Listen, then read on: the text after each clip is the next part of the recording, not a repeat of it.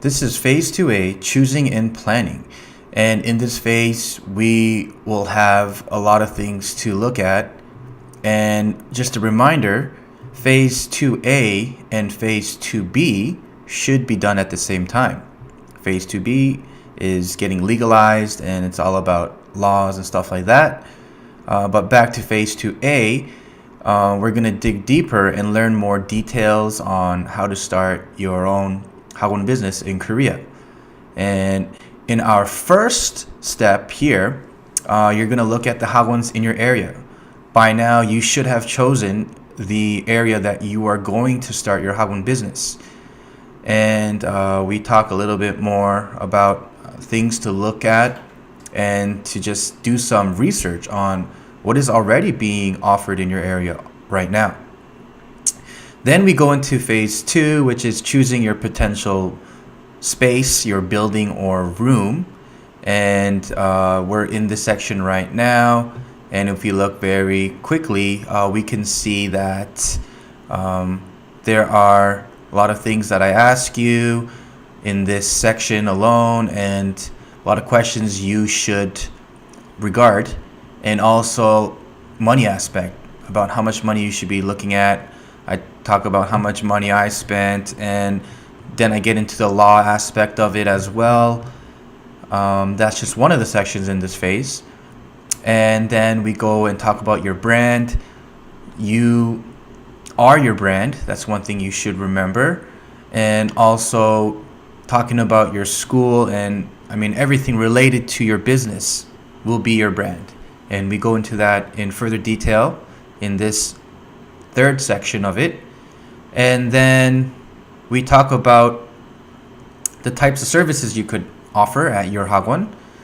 And then I also go into telling you to think about your interior and exterior design. Since we're on the stage of looking for your actual place, you also need to plan on how you're going to design it, the wall structure, exactly how many meters each room will be and stuff like that. And just to remind you again, you also need to be looking at phase 2B at the same time to make sure that everything in phase 2A follows all of the laws.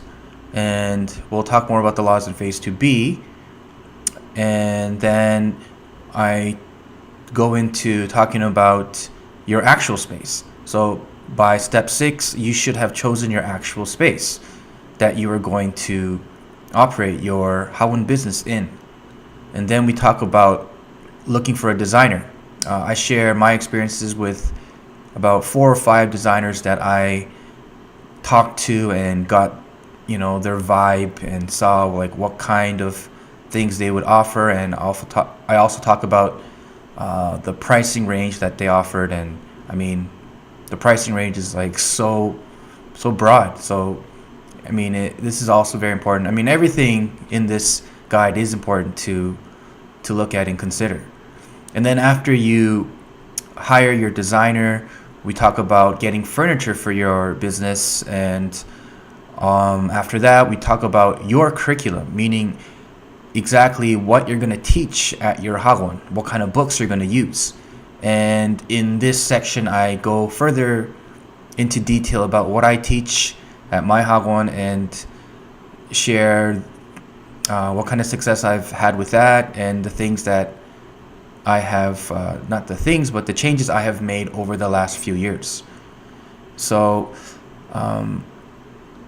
there are a lot of mistakes I made in this section, and probably made the most mistakes in phase 2.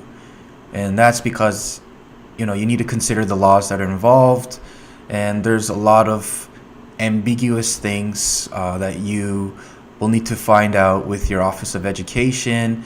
However, that shouldn't stop you. Just to share some of the mistakes that I've made, I didn't really research the Hagwons around me, so I wasn't really sure what I was up against, which really isn't a smart thing to do.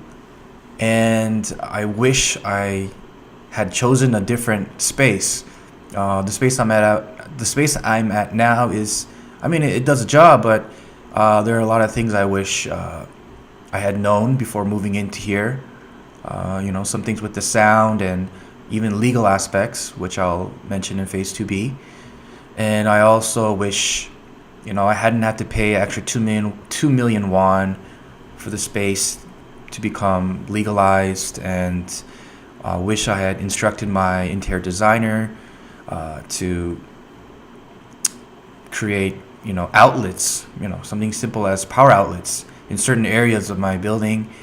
My office space, to consider the fact that I was going to install air conditioners.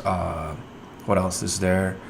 Also, signs so that there wouldn't be holes in my walls that I would have to, cover with posters. And most importantly, I wish I had a better curriculum to start off with. My curriculum was subpar. I had one book. Now I use like 5 to 6 per class. So this phase, every single phase and step is important. And it could mean the difference of spending extra money, losing potential clients, and especially lots of stress.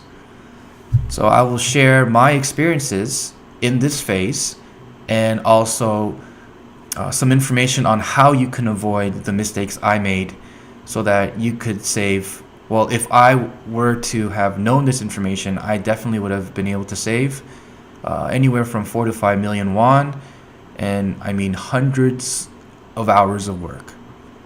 Anyways, I'll see you in phase 3.